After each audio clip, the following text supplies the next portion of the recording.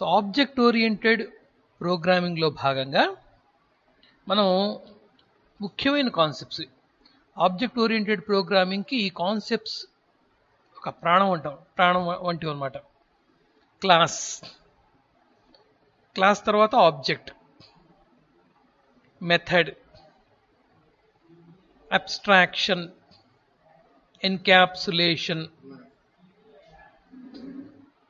Encapsulation తర్వాత ఇప్పుడు మనం ఈరోజు ఇన్హెరిటెన్స్ అని చెప్పుకోబోతున్నాం. సాంబా సార్కి చూపెట్టాము ఒకసారి లింక్ పెట్టడం 11 గంటల నుంచి 12 గంటల వరకు. ఇన్హెరిటెన్స్. ఈరోజు మనం ఇన్హెరిటెన్స్ అనే కాన్సెప్ట్ చెప్పుకోబోతున్నాం. జాగ్రత్తగా వినండి. చాలా సింపుల్ కాన్సెప్ట్. మనం కొత్త కాన్సెప్ట్ కదా అని భయపడాల్సిన అవసరం లేదమ్మా. కొత్త కాన్సెప్ట్ తెలియనంత వరకే కొత్తది, తెలిసిన తర్వాత పాతది అయిపోతుంది. అర్థం చేసుకుంటే అలవాటు అయిపోతుంది. ఓకేనా? అర్థం చేసుకోలేదనుకోండి, ఏదైనా కొత్త కాన్సెప్టే, మనకు ఏ రోజుకి ఆ రోజు కొత్తగానే ఉంటుందన్నమాట. అర్థం చేసుకుంటూ ఉండాలంతే. ఓకే, సో మనం ఇప్పటి వరకు చెప్పుకున్న కాన్సెప్ట్, క్లాస్ చెప్పుకున్నాం. క్లాస్ అంటే ఏమిటి చెప్పుకున్నాం, ఆబ్జెక్ట్ అంటే ఏమిటి చెప్పుకున్నాం, మెథడ్ అంటే ఏమిటో చెప్పుకున్నాం, అబ్స్ట్రాక్షన్ గురించి చెప్పుకున్నాం, నిన్న కూడా చెప్పుకున్నాం, ఎన్క్యాప్సులేషన్ గురించి కూడా చెప్పుకుందాం. నేను ఆల్రెడీ ఎప్పటికప్పుడు వీడియోస్ని మీ క్లాస్ రూమ్కి అప్లోడ్ చేస్తున్నాను. మీ క్లాస్ రూమ్ యాప్లో లింక్ మీరు కనుక క్లిక్ చేస్తే మీకు వీడియోస్ కనపడుతుంటాయి. ఆ వీడియోస్ని పదే వింటూ ఉండండి. నేను ఈరోజు మళ్ళీ క్లాస్ రూమ్ యాప్ లింక్ పెడతానమ్మా. ఎవరైనా జాయిన్ కావాల్సిన వాళ్ళు ఉంటే జాయిన్ అవ్వండి. ఈరోజు 12 గంటల ఆ టైంలో నేను లింక్ మళ్ళీ పోస్ట్ చేస్తాను. క్లాస్ రూమ్ యాప్ డౌన్లోడ్ చేసుకొని క్లాస్ రూమ్కి యాడ్ కాని వాళ్ళు ఎవరైనా ఉంటే వాళ్ళు యాడ్ అవ్వండి. ఓకేనా? Both groups, MPCS and MSCS. ఆ వీడియోస్ని పదే వింటూ ఉండండి. మీకు క్లారిటీ వస్తుంది. మీరు కొత్త కాన్సెప్ట్ కాబట్టి ఎన్నిసార్లు మీరు వింటారో మనకంత స్ట్రాంగ్ ఆ ఫౌండేషన్ పడుతుందన్నమాట. గుర్తుపెట్టుకోండి. నిన్ననే నేను తబస్సుమ్ జహా రీసెంట్గా టీసీఎస్కి, ఇన్ఫోసిస్కి, విప్రోకి 5 పిల్లలు సెలెక్ట్ అయ్యారు.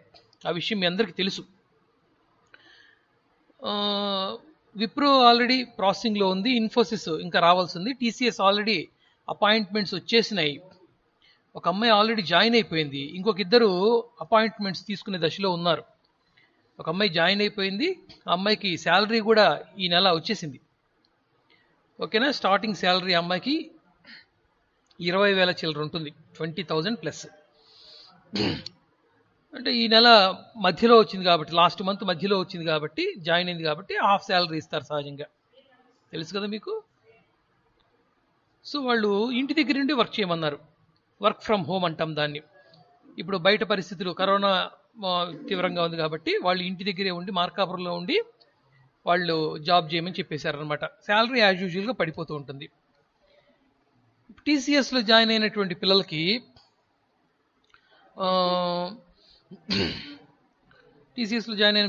వాళ్ళ యొక్క పెర్ఫార్మెన్స్ని బట్టి వాళ్ళు శస్త్ర యూనివర్సిటీలో సీట్ ఇస్తారు. శస్త్ర భారతదేశంలో ఉన్నటువంటి టాప్ 10 యూనివర్సిటీస్లో ఒకటి శస్త్ర.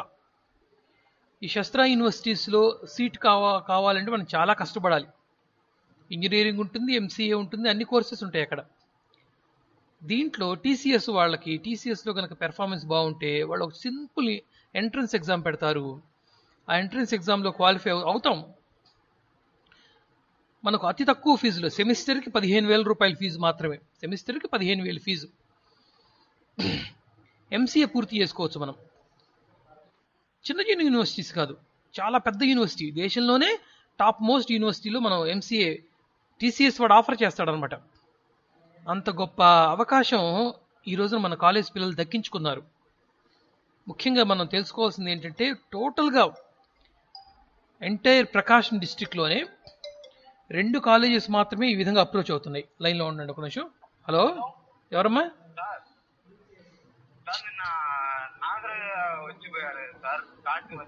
అవునమ్మా, అవును.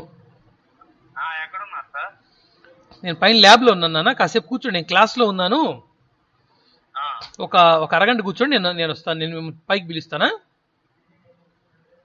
ఓకే సార్, నేను పని చూసుకొని హాఫ్ అన్ అవర్ తర్వాత వస్తా. రైట్ రైట్ రైట్ 10:45 కల్లా 10:45కి రమ్మడి, నాకు 11 గంటల క్లాస్ ఉంటుందా?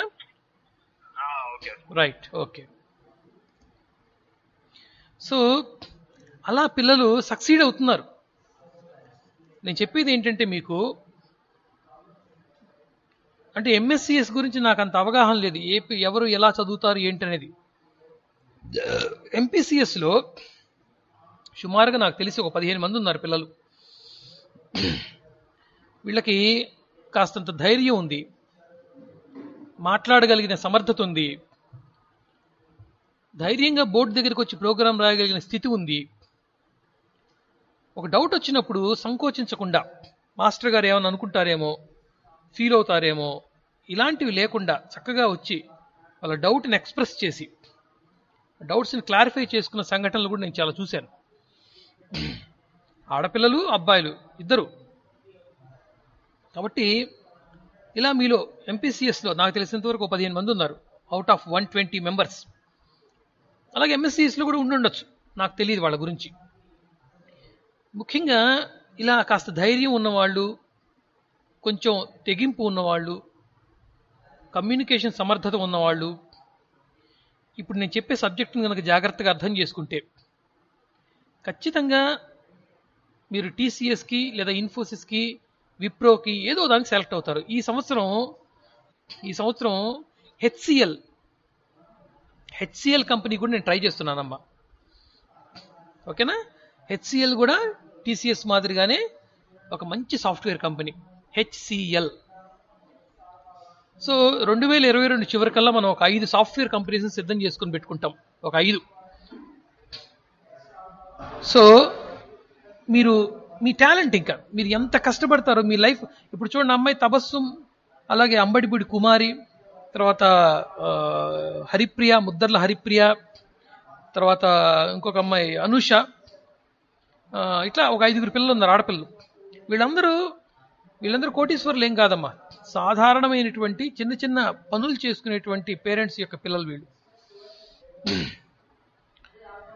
వీళ్ళు ఇప్పుడు టీసీఎస్లోకి, ఇన్ఫోసిస్లోకి సెలెక్ట్ కాగానే ఎంత ఆనందంగా ఉంటుంది చెప్పండి పేరెంట్స్కి.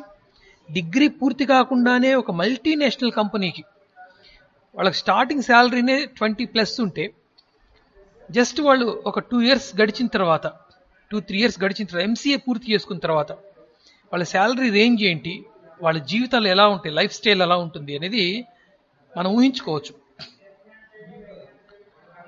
దీనికి ఏం చేయాలంటే డిగ్రీ స్థాయిలో కష్టపడాలి. ఆన్లైన్ క్లాస్ జరుగుతుంది కదా, మనం ఏం చేసినా సార్ చూడలే, సార్ చూడకపోవచ్చు, పవన్ సార్ చూడకపోవచ్చు, లేకపోతే ప్రిన్సిపల్ సార్ చూడకపోవచ్చు. మీ మనస్సాక్షి అనేది ఒకటి ఉంటుంది. మనం తప్పు చేస్తున్నాము అనేటువంటి భావన తప్పు చేసేవాడికి ఉంటుంది లోపల. అది చాలు మనం పతనం అయిపోవటానికి. కాబట్టి క్లాస్ జాగ్రత్తగా వినండి, ఓకేనా? సరే, నేను టాపిక్లోకి వెళ్ళిపోతున్నాను. సో ఇప్పుడు ఇన్హెరిటెన్స్ అనే కాన్సెప్ట్ గురించి చెప్పుకుందాం.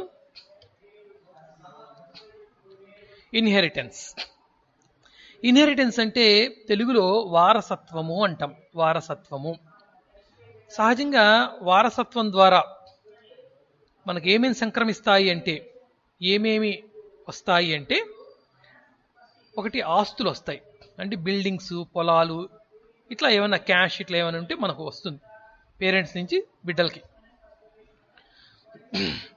దీంతోపాటు కొంతమంది పేరెంట్స్లో క్రానికల్ డిసీజెస్ ఉంటాయి, దీర్ఘకాలిక రోగాలు, ఇలాంటివి కూడా వచ్చే అవకాశం ఉంటుంది.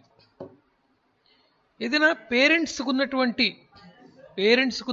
ప్రాపర్టీస్ని, పేరెంట్స్లో ఉన్నటువంటి క్యారెక్టరిస్టిక్స్, లక్షణాలు, గుణాలు, పోలికలు, ఓకేనా, తర్వాత శరీరాకృతులు, తర్వాత ఆస్తిపాస్తులు, అప్పులు, రోగాలు, ఇవన్నీ పేరెంట్స్ నుంచి మనకు ఖచ్చితంగా సంక్రమిస్తాయి.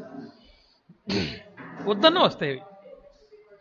నాకు నాన్న ఇచ్చే బిల్డింగ్ కావాలి, నాన్నకున్న షుగర్ నాకు వద్దు అంటానికి లేదు. నాన్నకు షుగర్ ఉందనుకోండి, వద్దన్నా కాదన్నా అది హెరిడిటరీ వచ్చేస్తుంది.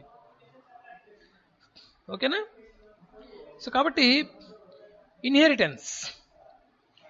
ఇన్హెరిటెన్స్ ద్వారా మనకు మరి ఇక్కడ వచ్చేటువంటి బెనిఫిట్ ఏంటి, ప్రోగ్రామింగ్లో వచ్చే బెనిఫిట్ ఏంటి అని, దట్ ఈస్ మోస్ట్ ఇంపార్టెంట్.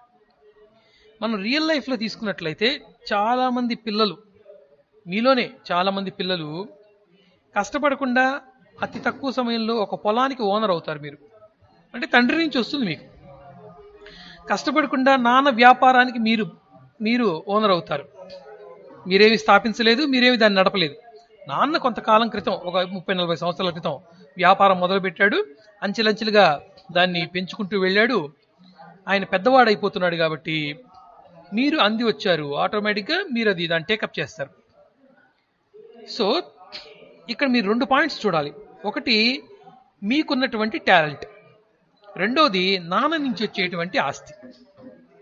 ఓకేనా? ఇన్హెరిటెన్స్ అంటే అర్థం ఏమిటంటే in addition with the properties of the child class, in addition with the properties of the child అంటే ఒక పిల్లవాడు లేదా ఒక ఆడపిల్ల తనకున్నటువంటి తన ఓన్ క్వాలిటీస్, తన ఓన్ టాలెంట్స్, వీటితో పాటుగా he can or she can derive the properties from parent. ఒక చైల్డ్ అనేటువంటి ఒక బిడ్డ తనకున్నటువంటి సహజమైన క్వాలిటీస్, సహజమైన లక్షణాలు, సహజమైన టాలెంట్స్, వీటితో పాటుగా ఇవి ఉంటాయి, ఖచ్చితంగా ఉంటాయి. ఒక బిడ్డ పుట్టాడు అంటే వాడికి సహజంగా కొన్ని క్వాలిటీస్ ఉంటాయి. చక్కగా మాట్లాడటము, చక్కగా పాడటము, చక్కగా పరిగెత్తటము, చక్కగా కమ్యూనికేట్ చేయటము, ఒక ప్రాబ్లం వస్తే సాల్వ్ చేయటము, ఇట్లా రకరకాల క్వాలిటీస్ పిల్లల్లో ఉంటాయి. అందరూ ముద్దోళ్ళు ఉండరు. ఈ ప్రాపర్టీస్తో పాటు పిల్లవాడు లేదా ఒక ఆడపిల్ల తనకున్నటువంటి ప్రాపర్టీస్తో పాటు పేరెంట్స్ నుంచి కూడా ప్రాపర్టీస్ డిరైవ్ చేసుకుంటారు. డిరైవ్ అంటే తీసుకుంటారు, స్వీకరిస్తారు. ఓకేనా? దీన్ని ఇన్హెరిటెన్స్ అంటాం. దీనివల్ల వచ్చేటువంటి బేసిక్ కాన్సెప్ట్ ఏంటంటే రీయూజబిలిటీ. దీని ద్వారా దేన్ని మనం అచీవ్ చేస్తాము, దేన్ని మనం చేరుకుంటాము అంటే రీయూజబిలిటీ. అమ్మ దగ్గర ఇప్పుడు పూర్వకాలం నుంచి ఉన్నటువంటి చక్కగా వడ్రాణము, మంచి హారము, ఒక 4-5 సెట్లు గాజులు, బంగారపువే ఇవన్నీ కూడా ఇట్లా ఉన్నాయనుకోండి, ఆటోమేటిక్గా మీరు ఒకగానొక పిల్ల లేదా 2 పిల్లలు అనుకోండి, ఆటోమేటిక్గా అవన్నీ మీకు వస్తాయా లేదా? ఖచ్చితంగా వస్తాయి, ఏదో రోజుకి వస్తాయి. అంటే మీరు చేయించుకున్నా వస్తాయి, చేయించుకోకపోయినా వస్తాయి. మీ సొంతగా మీరు కష్టపడి మీరు ఓన్ ప్రాపర్టీ పెంచుకున్నా పెంచుకోకపోయినా తల్లిదండ్రుల నుంచి ఖచ్చితంగా వస్తాయి. వచ్చి ఏమవుతాయి? రీయూజ్ అవుతాయి. రీయూజ్. మళ్ళీ మీరు ఇది మా అమ్మ ఇచ్చిన గుర్తు, మా నాన్న ఇచ్చినటువంటి సంపద అని దాన్ని మళ్ళీ ఉపయోగిస్తూనే ఉంటారు. సో ఇన్హెరిటెన్స్ అనేటువంటి కాన్సెప్ట్ ద్వారా, వారసత్వము అనేటువంటి ఒక విధానం ద్వారా పేరెంట్స్ నుంచి వచ్చేటువంటి, పేరెంట్స్ ఆల్రెడీ ఉపయోగిస్తున్నటువంటి ఒక ప్రాపర్టీని మళ్ళీ తిరిగి చైల్డ్గా, ఒక బిడ్డగా మీరు మళ్ళీ తిరిగి ఉపయోగిస్తారు. దాని గురించి కష్టపడకుండా, దాని గురించి మీరేమి ఆలోచించకుండా ఆటోమేటిక్గా అది మీకు వచ్చేస్తుంది. Okay, understood the concept. మీకు అర్థమైంది కదా? పాయింట్స్ వైజ్కి వచ్చేద్దాం. ఇప్పుడు ఇక్కడ మీకు బొమ్మ చూడండి, ఇక్కడ ఇచ్చాడు పేరెంట్స్. సో పేరెంట్స్కి ఉండేటువంటి ప్రాపర్టీస్ ఏవైతే ఉంటాయో అవన్నీ కూడా ఇదిగో ఈ చైల్డ్కి వచ్చేస్తాయి. చైల్డ్కి తనకంటూ కొన్ని ఓన్ ప్రాపర్టీస్ ఉంటాయి. వీటితో పాటు పేరెంట్స్ నుంచి కూడా కొన్ని ప్రాపర్టీస్ తీసుకోవడం జరుగుతుంది. వీడేందు చూడయ్యా, ఇక్కడ పక్కన చిన్న హైరార్కీ ఇచ్చాను చూడండి. హైరార్కీ, స్టూడెంట్ ఓకేనా? Person, student, employee. ఈ హైరార్కీలో మనం ఏం చూస్తున్నామంటే ఒక పర్సన్ అనేటువంటి క్లాస్ తీసుకున్నట్లయితే, తరగతి తీసుకున్నట్లయితే పర్సన్స్లో 2 రకాలు ఉంటారు. He may be a student, he may be a employee. స్టూడెంట్స్లో 2 రకాలు ఉంటారు. యూజీ స్టూడెంట్, అలాగే అండర్ గ్రాడ్యుయేట్, అలాగే పోస్ట్ గ్రాడ్యుయేట్. ఎంప్లాయీస్లో 2 రకాలు ఉంటారు. Part time employee, full time employee. ఈ కేటగరైజేషన్ దేనికి అని మీకు డౌట్ రావచ్చు, మీకు ఆ తర్వాత నేను చెప్తాను. ఓకేనా? దీన్ని అలా పక్కన పెట్టండి. ముందు వివరించాను ఆ బొమ్మ ఏమిటనేది మీకు వివరించాను సింపుల్గా. ఒక పర్సన్ అనే క్లాస్ తీసుకుంటే మీరే ఉన్నారు, మీరు కాలేజ్ గేట్ బయట యూర్ ఆల్ స్టూడెంట్స్, అవునా? ఇక్కడ చూడండి, ఇక్కడ ఈ బొమ్మలో ఈ భాగం చూడండి, యూర్ ఆల్ స్టూడెంట్స్. ఈ స్టూడెంట్స్లో కేటగిరీస్ ఉంటాయి. MPC student, MSc student, MPC student, BCom student, BZC student, ఇలా ఉంటారు. ఇలాగా ఒక క్లాస్ అనేది ఉంది అంటే ఆటోమేటిక్గా ఆ క్లాస్ కిందకి సబ్ క్లాసెస్ వస్తాయి. నేను మనం చెప్పుకున్నాం దీని గురించి. ఓకే,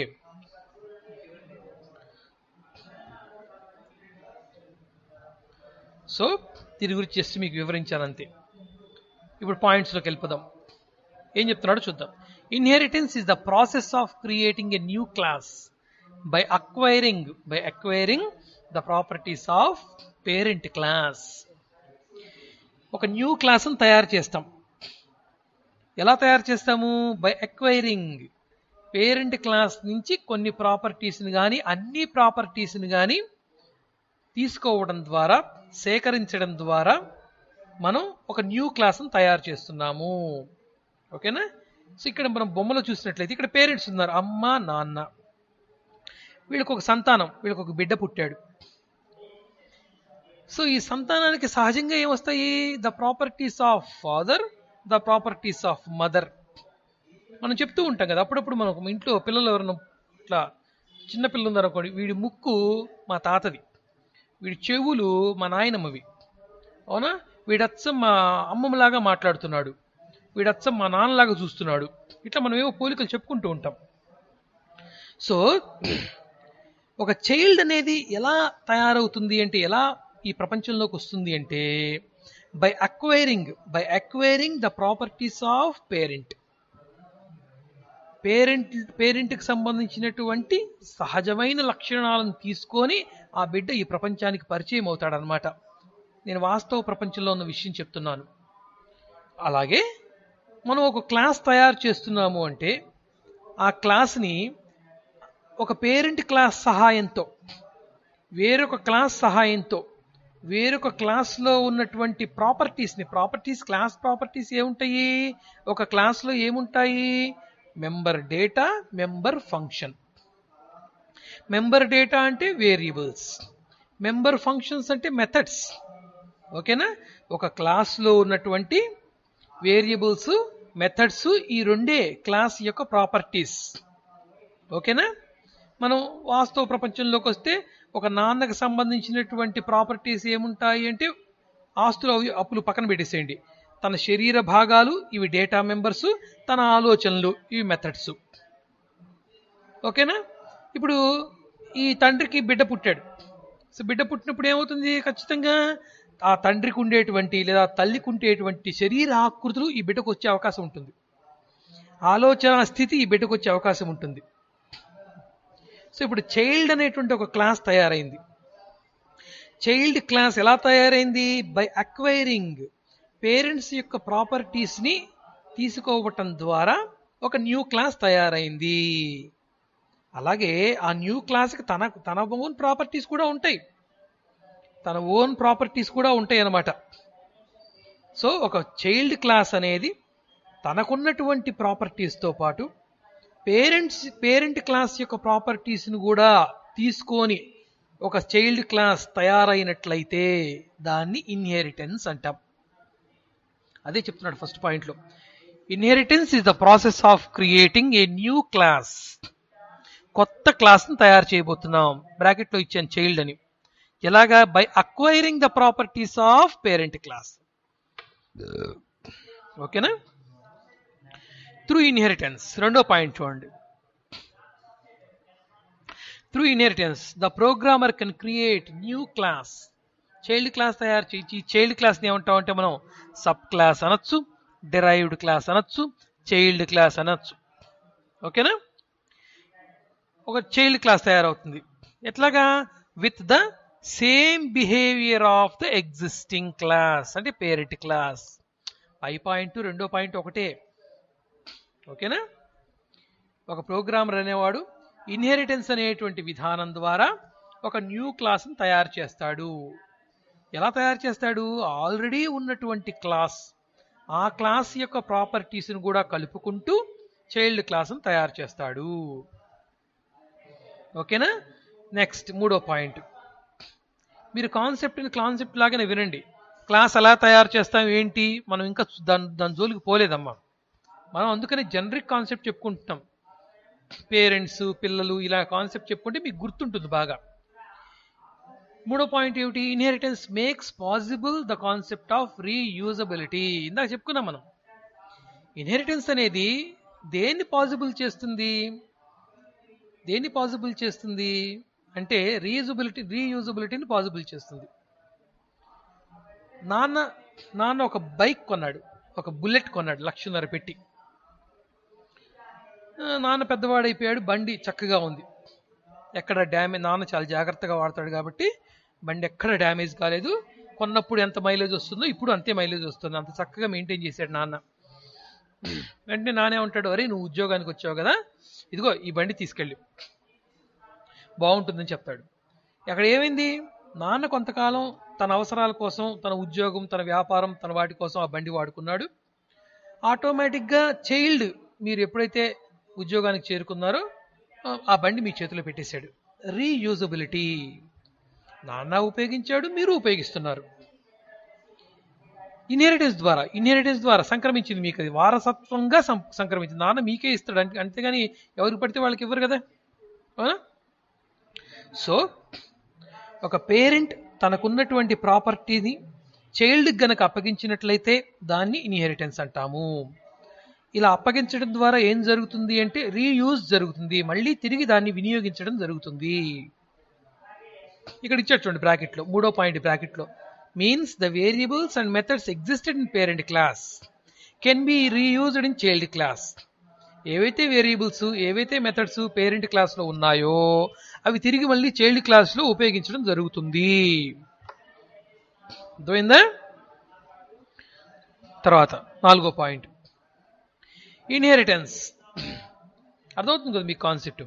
రీయూజ్ చేయడం జరుగుతుంది. అప్పుడప్పుడు మీ అమ్మ మిమ్మల్ని తిడుతూ ఉంటుంది, నీకన్నీ మీ నాన్న లక్షణాలు వచ్చినాయే, వీడికన్నీ వీళ్ళ నాన్న లక్షణాలు వచ్చినాయి, అందుకని ఇలా ప్రవర్తిస్తున్నాడు, అలా ప్రవర్తిస్తున్నాడు అని తల్లి బిడ్డను మందలిస్తూ ఉంటుంది. అప్పుడప్పుడు సహజంగా జరుగుతుంటాయి కుటుంబాల్లో ఇవన్నీ కూడా. అంటే పేరెంట్ నుంచి కొన్ని లక్షణాలు బిడ్డకు వచ్చినాయి, రీయూజ్ అవుతున్నాయి, మళ్ళీ ఇక్కడ కనపడుతున్నాయి, తిరిగి బిడ్డ రూపంలో కనపడుతున్నాయి అన్నమాట, బయటకు రిఫ్లెక్ట్ అవుతున్నాయి. Right? Next fourth point, inheritance reduces the code duplication and increase the reusability. Inheritance వల్ల ఏమవుతుంది అంటే ఇంకా డూప్లికేషన్ ప్రాసెస్ అనేది రెడ్యూస్ అవుతుంది. అంటే మళ్ళీ మనం ఇప్పుడు సపోజ్ మనం ఇల్లు కట్టుకోవాలనుకోండి, ఇల్లు కట్టుకునే స్తోమత మనకు లేదు, కానీ నాన్న కట్టేశాడు, నాన్న ఆల్రెడీ కట్టేశాడు ఇల్లు. మళ్ళీ మనం కట్టుకునేంత స్థితి మనకు లేదనుకోండి, ఏమవుతుంది ఇక్కడ? ఆ కష్టం తగ్గిపోయినట్టే కదా. మళ్ళీ మనం సొంత ఇల్లు కట్టుకోవాలనడానికి చాలా కష్టపడాలి, వాస్తవంగా కష్టపడాలి. కానీ మనకు ఆ స్థితి లేదు, మనకు చైల్డ్గా ఆ స్థితి లేదు అనుకుందాం కాసేపు. ఇక్కడ ఏమవుతుంది? మళ్ళీ మనం కట్టకుండా ఆ కష్టాన్ని మనం తగ్గించుకోగలిగామా లేదా? కష్టాన్ని తగ్గించుకోగలిగాం. నాన్న దగ్గర నుంచి తీసుకోవటం ద్వారా, నాన్న మనకి ఇవ్వటం ద్వారా మనం ఆ వస్తువుని మళ్ళీ తిరిగి కొనుక్కోకుండా మనకు దక్కింది. ఆ వస్తువు తిరిగి మళ్ళీ మనం కొనుక్కోకుండా మనకు అది దక్కింది అంటే ఆ కష్టం తగ్గిపోయినట్లే. అది చెప్తున్నాడు ఫిఫ్త్ పాయింట్లో. ఇన్హెరిటెన్స్ రెడ్యూసెస్, తగ్గిస్తుంది, పూర్తిగా తగ్గిస్తుంది, కనీసం 90% తగ్గిస్తుంది. దేన్ని? The code duplication. Already parent క్లాస్లో ఒక మెథడ్ ఉంది, ప్రోగ్రామ్ రాశాం, ఆ ప్రోగ్రామ్ని మళ్ళీ తిరిగి మనం చైల్డ్ క్లాస్లో ఉపయోగించుకోవాలి అనుకుంటే మళ్ళీ తిరిగి మన ప్రోగ్రామ్ని టైప్ చేయాల్సిన అవసరం లేదు. ప్రోగ్రామ్ని టైప్ చేయాల్సిన అవసరం లేకుండా, వేరియబుల్స్ని మళ్ళీ తిరిగి డిక్లేర్ చేయాల్సిన అవసరం లేకుండా, పేరెంట్ క్లాస్లో ఉన్నటువంటి వేరియబుల్స్ని, పేరెంట్ క్లాస్లో ఉన్నటువంటి మెథడ్స్ని మనం చైల్డ్ క్లాస్లో వాడుకోవచ్చు. తిరిగి మళ్ళీ రాయకుండా, తిరిగి మళ్ళీ కాపీ పేస్ట్ చేయకుండా అదే కోడ్ని, పేరెంట్ క్లాస్లో ఉన్నటువంటి ప్రోగ్రామ్ని చైల్డ్ క్లాస్లో ఉపయోగించుకోవచ్చు. అర్థమవుతుందా? నెక్స్ట్ చివరి పాయింట్, ఈ చివరి పాయింట్తో మీకు నేను క్లాస్ ఆపేస్తానమ్మా, ఎందుకంటే మీకు స్టాటిస్టిక్స్ లెక్చరర్ వచ్చారు. స్టాటిస్టిక్స్ వాళ్ళకి ఆయన కొంచెం దీని గురించి చెప్పి స్టాటిస్టిక్స్ పిల్లలకి ఇంట్రడ్యూస్ చేయాల్సి ఉంది నాకు. కాబట్టి ఈ పాయింట్ అయిపోగానే నేను మీకు ఈరోజు క్లాసు ఆపేస్తాను, రేపు తీసుకుంటాను మళ్ళా. లాస్ట్ పాయింట్ చూడండి. Inheritance allows to a programmer to reduce errors in the program development. Errors మీరు చూడండి, పేరెంట్ క్లాస్లో ఒక 10 మెథడ్స్ ఉన్నాయి, పేరెంట్ క్లాస్లో ఒక 10 వేరియబుల్స్ ఉన్నాయి.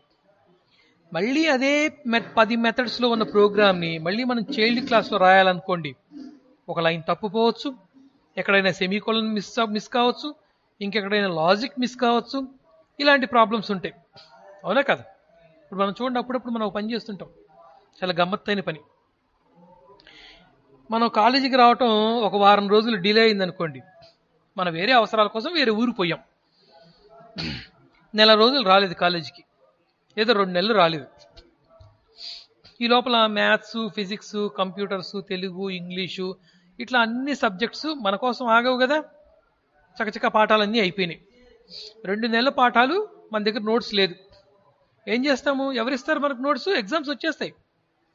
వెంటనే మన బెస్ట్ ఫ్రెండ్ దగ్గరికి వెళ్ళిపోయి వాళ్ళ నోట్స్లు తీసుకొని మనం ఏం చేస్తాము? జిరాక్స్ తీయించేస్తాం. జిరాక్స్ తీయించడం ఎంత సింపుల్లో చూడండి. మన రైటింగ్ అసలు బాగోదనుకోండి, మన ఫ్రెండ్ రైటింగ్ చాలా బాగుంటుంది అనుకోండి, వాళ్ళు రాసినట్టే జిరాక్స్ తీస్తే మన దగ్గరికి వచ్చేస్తుంది. ఇంకది చక్కగా హ్యాండ్ రైటింగ్లో ఉన్నటువంటి నోట్స్ మన దగ్గరికి వచ్చేస్తుంది. రాసేటువంటి పని తప్పింది. ఒకవేళ టైం అమ్మాయి అడుగుతుంటుంది ఖచ్చితంగా, మీ ఫ్రెండ్ అంటే అడుగుతారు, నాకు ఎగ్జామ్స్ దగ్గరికి వస్తేనే నా నోట్స్లు నాకు కావాలి, ఎన్నాళ్ళు నీ దగ్గర పెట్టుకుంటావు అని అడుగుతారు. ఆ హడావిల్లో మనం ఇంకా తప్పులు రాస్తాం, ఒక లైన్ మిస్ చేసే అవకాశం ఉంటుంది రాయటంలో. ఇవేవీ లేకుండా జిరాక్స్ షాప్ వాడి దగ్గరికి వెళ్ళిపోయాం అనుకోండి, మీ ఫ్రెండ్ ఎలా రాసిందో అలాగే జిరాక్స్ వచ్చేస్తుంది. మనకు రాసే పని తప్పుతుంది, ఏదైనా ఒక లైన్ మిస్ అయింది, 2 లైన్లు మిస్ అయింది అనేటువంటి ప్రాబ్లమ్స్ ఉండవు. మీ ఫ్రెండ్కి కూడా టైం సేవ్ అవుతుంది, మీకు కూడా నోట్స్ మిస్ అయిందని చెప్పేసి బాధ ఉండదు. మీరు ప్రిపేర్ అవుతారు, ఆమె ప్రిపేర్ అవుతుంది. ఎంత మంచి అవకాశం చూడండి ఇది. అవునా? అంటే ఇక్కడ ఫ్రెండ్ నుంచి మీరు తీసుకున్నారు ప్రాపర్టీని, ఫ్రెండ్ నుంచి తీసుకున్నారు, ఫ్రెండ్ దగ్గర ఉంది, మీ దగ్గర ఉంది. సో ఫ్రెండ్ దగ్గర మ్యాథ్స్ నోట్స్, ఫ్రెండ్ దగ్గర ఫిజిక్స్ నోట్స్, ఫ్రెండ్ దగ్గర కంప్యూటర్ నోట్స్, మొత్తం ఒక్కో దాంట్లో 100 పేజీల నోట్స్. అది ప్రతి ఒక్కటి 100 పేజీలు. మనం 100 పేజీలు ఎప్పటికి రాయాలి? అవునా? అలా కాకుండా జిరాక్స్ తీయించామంటే 10 నిమిషాలు 20 నిమిషాల్లో జిరాక్స్ అయిపోతుంది, టక టక టక. సో ఇక్కడ ఫ్రెండ్ నోట్స్ని పేరెంట్ ప్రాపర్టీగా అనుకుంటే, మన దగ్గరికి వచ్చేటువంటి జిరాక్స్ చైల్డ్ ప్రాపర్టీ అవుతుంది. ఏమైంది? It can reduce the errors, it can reduce the problems. రాయటంలో వచ్చే ప్రాబ్లమ్ని, టైం కిల్లింగ్ ప్రాబ్లమ్ని, వీటన్నిటిని మనం తగ్గించుకోగలుగుతున్నాం. ఓకేనా? సో ఇన్హెరిటెన్స్ ద్వారా ఒక ప్రోగ్రామర్ ఏం చేయగలడు అంటే, ప్రోగ్రాంలో వచ్చేటువంటి తప్పుల్ని సాధ్యమైనంత వరకు తగ్గించుకోగలడు. ఎందుకంటే ఆల్రెడీ, ఎందుకు మీకు ఇంకా బెస్ట్ ఎగ్జాంపుల్ చెప్తాను. ప్రింట్ఎఫ్, స్కాన్ఎఫ్ ఇవి మనం తయారు చేసామా? ఎవరో తయారు చేశారు. ఎవరో తయారు చేసిన ప్రింట్ఎఫ్ని, స్కాన్ఎఫ్ని జస్ట్ ఒక్క లైన్తో మనం వాడుకున్నామా లేదా? ఒక్క లైన్ ప్రింట్ఎఫ్ అనగానే మీరు లోపల రాసినంత ప్రింట్ అయిపోతుంది. స్కాన్ఎఫ్ అనగానే మీరు కీబోర్డ్ నుంచి ఇచ్చిన వాల్యూని స్కాన్ఎఫ్ చదివి వేరియబుల్ స్టోర్ చేస్తుంది. ఈ 2 ఫంక్షన్స్ మీరు రాయలేదు. సిఎల్ఆర్, ఎస్సిఆర్ మీరు రాయలేదు. ఇవేవి రాయకుండా మనం వాటిని రీయూజ్ చేస్తున్నామా లేదా? అవునా? సో ఇన్హెరిటెన్స్ అనే కాన్సెప్ట్ ద్వారా రీయూజబిలిటీ పెరుగుతుంది. ప్రోగ్రాంలో వచ్చేటువంటి తప్పుల్ని సాధ్యమైనంత వరకు తగ్గించుకోవచ్చు. ఓకే?